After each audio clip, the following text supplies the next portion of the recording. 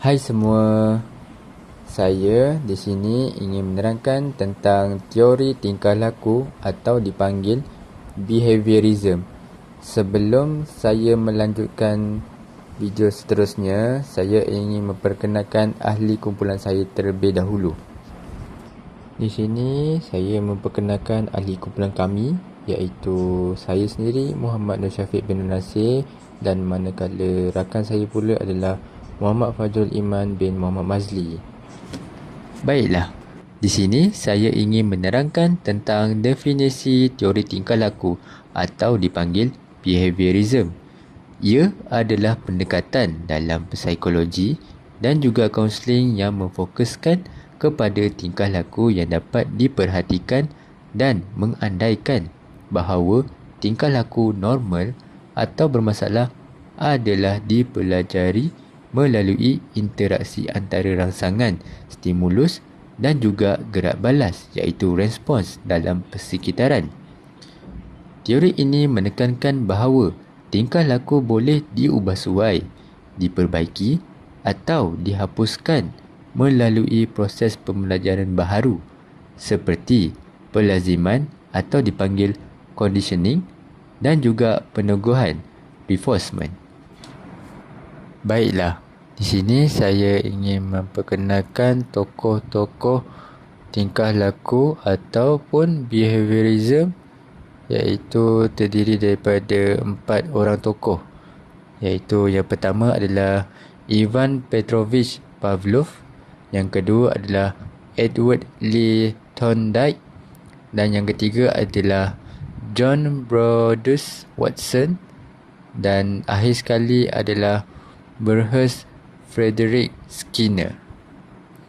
Tokoh-tokoh ini adalah asas penting dalam bidang psikologi pendidikan dan juga teori tingkah laku ataupun dipanggil behaviorism. Di sini kamu dapat lihat tentang Ivan Petrovich Pavlov, iaitu beliau seorang ahli fisiologi dan juga ahli psikologi Rusia yang terkenal dengan teori pelaziman klasiknya. Beliau memenangi hadiah Nobel Fisiologi atau Perubatan pada tahun 1904 untuk kajiannya tentang fisiologi pencernaan. Kerja penyelidikannya terutamanya eksperimen dengan anjing yang dikaitkan dengan bunyi metronom untuk merangsang air liur menjadi asas kepada teori behaviorism. Di sini kamu dapat lihat tentang teori Pavlov, iaitu setiap rangsangan akan menimbulkan gerak balas. Gerak balas ialah apa sahaja tingkah laku yang timbul akibat daripada rangsangan. Pembelajaran boleh berlaku akibat kaitan antara rangsangan dan juga gerak balas.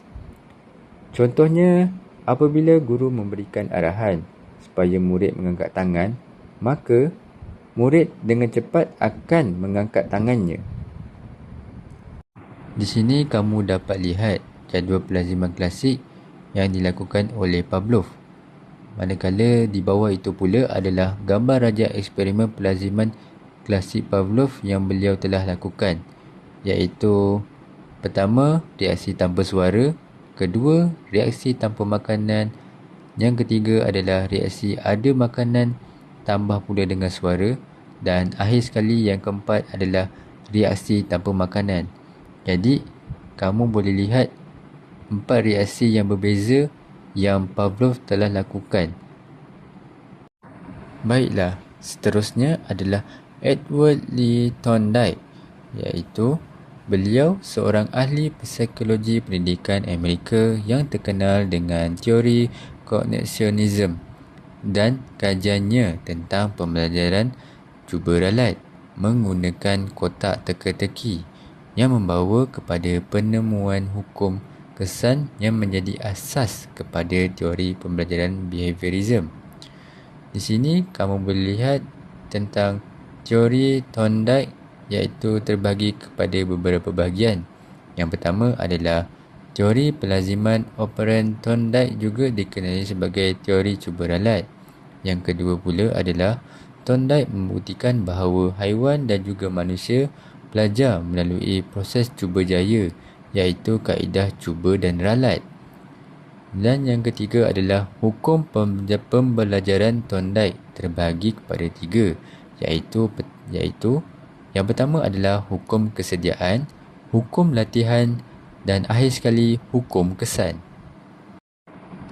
Baiklah, di sini kamu boleh lihat 3 hukum teori Thorndike, iaitu yang pertama adalah hukum kesediaan, yang kedua adalah hukum latihan dan yang ketiga adalah hukum kesan. Baiklah, hukum kesediaan adalah seorang pelajar perlu berada dalam keadaan siap sedia atau bersedia untuk belajar. Ini bermaksud pelajar tersebut harus mempunyai persiapan fizikal, mental dan juga emosi yang sesuai sebelum sesi pembelajaran. Manakala hukum latihan pula adalah untuk meningkatkan perhubungan antara rangsangan dan juga gerak balas. Pelajar perlu diberi latihan yang banyak. Semakin kerap latihan dilakukan, semakin kukuh ikatan atau ingatan pembelajaran tersebut. Manakala hukum kesan pula adalah sekiranya seorang pelajar mendapat kesan pengalaman yang baik daripada gerak balas yang dihasilkan, maka ikatan antara rangsangan dan juga gerak balas akan semakin kukuh. Sebaliknya, gerak balas yang diikuti oleh kesan yang tidak memuaskan, iaitu hukuman atau kesakitan, akan melemahkan ikatan tersebut. Ini adalah eksperimen Thorndike yang beliau telah lakukan, iaitu menggunakan seekor kucing. Kucing diletakkan di dalam sangkar dan makanan tersebut diletakkan di luar sangkar. Lalu, kucing tersebut akan melakukan beberapa percubaan untuk keluar dari sangkar, iaitu menggunakan kaedah cuba jaya. Seterusnya, pelbagai reaksi apabila kucing terpijak selap pintu, maka pintu sangkar itu akan terbuka. Dan akhir sekali, kucing tersebut akan melakukan kaedah cuba jaya sekiranya ia dikurung semula ke dalam sangkar tersebut. Baiklah, di sini kamu boleh dapat lihat tentang John Brodess Watson, iaitu beliau dilahirkan di Greenville, South Carolina dan mendapat ijazah kedoktoran dari University of Chicago. Beliau merupakan seorang ahli psikologi Amerika Syarikat yang diiktiraf sebagai pengasas behaviorism. Kajiannya yang dipengaruhi kuat oleh teori pelaziman klasik Ivan Pavlov menolak kajian tentang mental dan sebaliknya menumpukan pada tingkah laku luaran yang boleh diperhatikan, iaitu beliau bertanggungjawab mencipta istilah behaviorism untuk menghuraikan tingkah laku manusia. Di sini kamu dapat lihat tentang teori Watson, iaitu terbahagi kepada beberapa bahagian. Yang pertama adalah Watson berpendapat gerakan refleks yang mudah berlaku secara semula jadi dan tidak perlu dipelajari. Yang kedua pula, manusia mempelajari gerak balas untuk menyesuaikan diri mereka dalam situasi baru.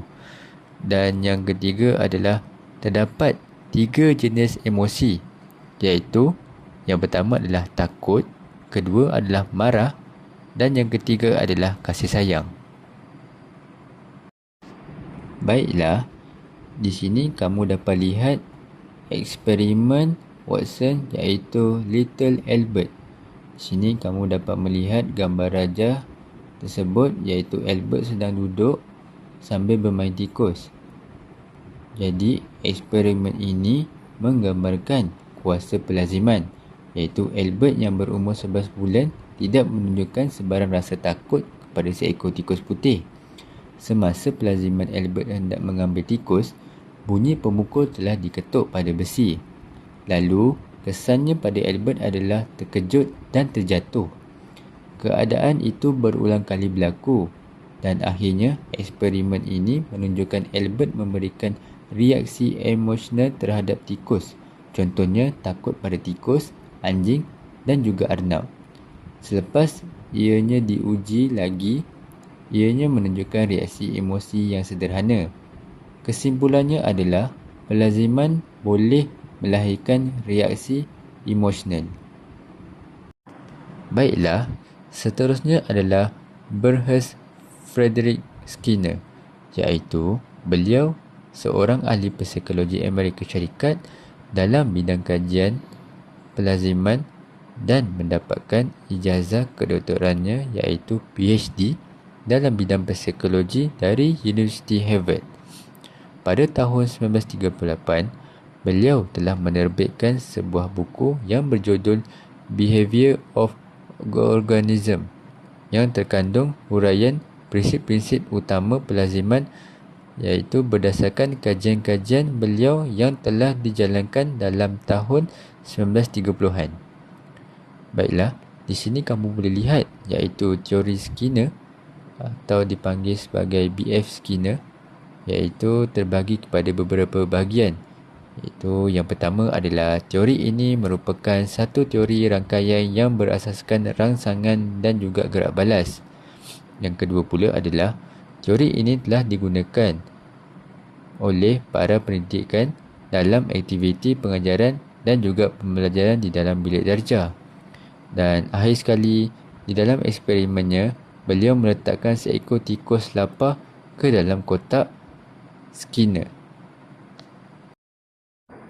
Di sini, kamu boleh lihat eksperimen pelaziman yang Skinner telah lakukan, iaitu eksperimen ini menunjukkan bahawa satu gerak balas yang hanya akan berulang jika wujudnya ganjaran. Yang kedua pula adalah dalam eksperimen ini, konsep peneguhan amat jelas sekali. Skinner juga menjelaskan bahawa sesuatu peneguhan boleh bersifat negatif ataupun positif. Dan akhir sekali, berdasarkan teori ini, Skinner telah mereka bentuk pendekatan dan rancangan pengajaran yang dinamakan program instruction atau pengajaran terancang. Jadi, di sini kamu boleh lihat iaitu Skinner box yang di dalamnya adalah seekor tikus yang sedang cuba melakukan untuk mendapatkan ganjarannya iaitu makanannya. Baiklah, ini adalah pandangan teori terhadap manusia, iaitu teori tingkah laku ini melihat manusia sebagai makhluk yang tingkah lakunya banyak dipengaruhi oleh persekitaran. Manusia juga belajar melalui hubungan antara rangsangan iaitu stimulus dan juga gerak balas, iaitu apa yang berlaku di sekeliling akan menentukan bagaimana seseorang bertindak. Oleh sebab itu, perasaan ataupun pemikiran tidak diberi keutamaan kerana tidak dapat dilihat ataupun diukur secara jelas. Teori ini juga menyatakan bahawa tingkah laku manusia boleh diramal dan juga diubah melalui ganjaran dan juga hukuman. Jika sesuatu tingkah laku diberi ganjaran, ia akan lebih kerap dilakukan, manakala tingkah laku yang dikenakan hukuman akan berkurangan. Maka, manusia dianggap seperti lembaran kosong yang tingkah lakunya boleh dibentuk sedikit demi sedikit melalui pengalaman dan juga latihan. Di sini kamu boleh nampak iaitu konsep utama teori, iaitu teori tingkah laku ataupun behaviorism. Iaitu yang pertama adalah tingkah laku boleh dilihat perkondisian klasik, yang ketiga pula adalah perkondisian operan, yang keempat penguatan dan juga yang kelima adalah belajar melalui pemerhatian. Baiklah. Yang pertama adalah tingkah laku boleh dilihat, iaitu teori ini memfokuskan kepada apa yang orang buat bukan apa yang mereka fikir ataupun rasa. Contohnya, guru boleh nampak murid menulis tetapi tidak boleh nampak apa yang difikirkan murid. Baiklah, yang kedua pula adalah perkondisian klasik. Pembelajaran berlaku apabila kita mengaitkan sesuatu dengan sesuatu yang lain. Contohnya, jika bunyi loceng selalu diikuti dengan makanan, akhirnya bunyi loceng sahaja boleh buat anjing terliur, iaitu daripada teori Pavlov. Yang ketiga pula adalah perkondisian operan. Tingkah laku dipengaruhi oleh ganjaran ataupun hukuman. Contoh, jika seseorang berbuat baik dan diberi hadiah, dia akan terus berbuat baik. Manakala jika dia buat salah dan dihukum, tingkah laku itu akan kurang dilakukan. Yang keempat pula adalah penguatan, iaitu cara untuk pastikan sesuatu tingkah laku itu diulang. Contohnya, penguatan positif, iaitu beri sesuatu yang bagus. Sebagai contoh, memberi pujian kepada pelajar kerana mereka berjaya menjawab soalan. Iaitu seterusnya adalah penguatan negatif, iaitu buang sesuatu yang tidak seronok. Contohnya, hentikan bunyi bising bila murid sedang fokus belajar. Yang kelima pula adalah belajar melalui pemerhatian, iaitu kita boleh belajar dengan melihat orang lain. Contoh, murid meniru guru yang rajin ataupun rakannya yang berjaya menyelesaikan kerja dengan baik. Matlamat utama kaunseling. Ia berfokus kepada matlamat yang spesifik dan boleh diukur. Kaunseling tingkah laku tidak berpuas hati dengan matlamat yang kabur seperti menjadi lebih bahagia dan meningkatkan keyakinan diri. Sebaliknya, ia perlu menetapkan matlamat yang jelas seperti mampu memberikan pembentangan selama 10 minit di hadapan 5 orang dan menunjukkan peranan kaunselor. Kaunselor adalah sebagai pakar diagnostik dan penganalisis fungsian. Kaunselor berfungsi sebagai penyiasat yang teliti dengan melakukan analisis fungsian tingkah laku, Functional Behaviour Assessment FBA. Alat utama FBA ialah model ABC, iaitu perangsang antecedent, tingkah laku behavior, kesan consequence. Kaunselor juga adalah sebagai guru dan jurulatih. Kaunselor berperanan secara eksplisit dalam mengajar klien mengenai prinsip pelaziman operan atau klasik kepada klien supaya mereka memahami bagaimana masalah mereka terbentuk. Kolaborasi teknikal.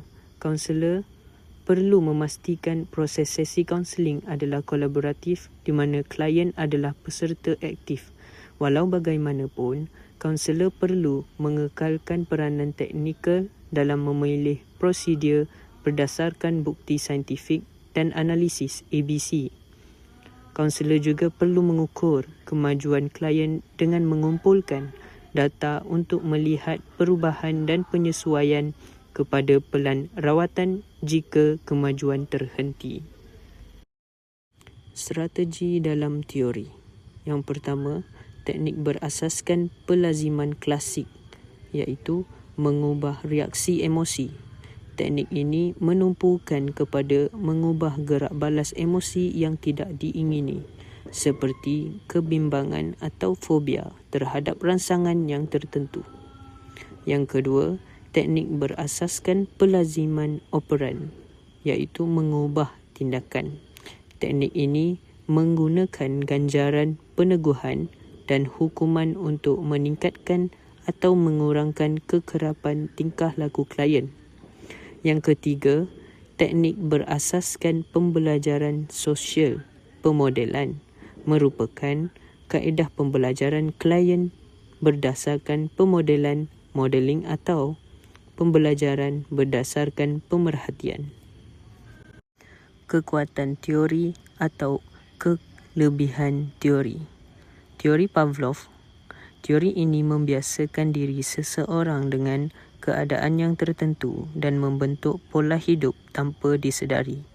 Ia membantu dan memudahkan urusan guru dan ibu bapa dalam mendidik kerana mereka tidak menyedari bahawa ia dikawal oleh stimulus yang berasal daripada luaran diri mereka. Teori Watson. Teori ini dihujahkan oleh John B. Watson, iaitu gerak balas yang dihasilkan melalui rangsangan berpadan dengan keadaan yang berlaku. Ia berkait rapat dengan pendidikan kerana apabila pendidik memberi peneguhan positif kepada mereka secara tidak langsung, pelajar akan bersaing secara sihat untuk melakukan latihan bertubi-tubi untuk mendapatkan ganjaran daripada pendidik. Teori Thorndike. Teori ini yang berkait dengan 3 hukum, iaitu hukum kesediaan, hukum latihan, hukum kesan yang dapat menghasilkan impak yang memberangsangkan. Oleh itu, melalui pemberian hadiah oleh guru dapat membentuk kesan positif dan memotivasikan pelajar agar lebih sedia untuk menjalani proses pembelajaran. Teori Skinner. Teori ini mengarahkan pendidik untuk menghargai setiap individu yang digelar anak didik. Hal ini menunjukkan dengan menghilangkan sistem hukuman dan ia disokong penuh dengan adanya pembentukan lingkungan yang baik sehingga kesalahan yang berkemungkinan terjadi adalah minimal. Limitasi teori atau kekurangan teori. Bagi teori Pavlov, sikap individu yang terlalu bergantung terhadap stimulus yang bermula daripada luarannya, sedangkan individu tersebut juga memerlukan stimulus dalam dirinya yang dikenali sebagai self-motivation sepanjang proses pembelajaran. Teori Watson. Proses penlaziman atau pengulangan ini mengambil tempoh masa yang lama bagi menghasilkan impak yang positif dalam teori ini. Konsep penlaziman adalah dengan melakukan latihan secara perulangan dan berterusan yang memerlukan tempoh masa yang ditetapkan bagi mewujudkan suatu penlaziman. Teori Thorndike. Teori ini hanya menekankan pada satu kaedah sahaja, iaitu kaedah cuba dan ralat. Contohnya, apabila seseorang pelajar kurang berminat terhadap pembelajaran, ia menyebabkan gerak balas positif tidak akan terhasil secara semula jadi. Hal ini menyebabkan pelajar tersebut mungkin berada dalam keadaan yang terdesak. Bagi teori Skinner, apabila tiadanya sistem hukuman, ia berkemungkinan akan membuatkan anak didik menjadi kurang memahami erti disiplin yang akan menyukarkan proses kelancaran kegiatan belajar dan mengajar.